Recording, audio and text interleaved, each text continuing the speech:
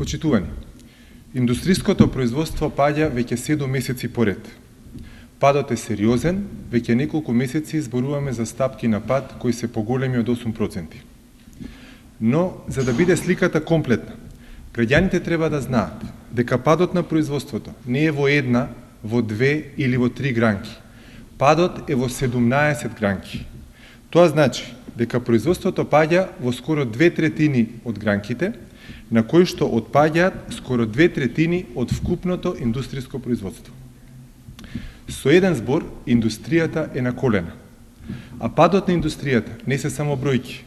Тоа се отпуштања, зголемена невработеност, зголемена сиромаштија. Индустријата учествува со 18% во македонската економија. Има најголемо учество од сите други дејности. За споредба, градежништвото учествува со 6%. Зошто власта го поддржува градежништвото, а ја заборави индустријата која е 3 пати поважна за македонската економија? Заради Скопје 2014? Јасно е, оваа власт ја интересира само она со што таа мисли дека си купува рейтинг. Не мораше да биде вака. Им предлагавме власта да ја плаќа каматата на оние фирми што ќе земат кредит за да изградат фабрика и за да отворат нови работни места.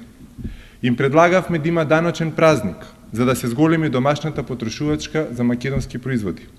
Им предлагавме да воведат 3 пакети на поволности за оние индустријски фирми што повеќе ќе користат суровини од македонско потекло. Ова се добри мерки. Уште еднаш ја повикуваме владата да ги примени овие мерки за да ја помогнеме на индустријата да ја преживее 2012 година.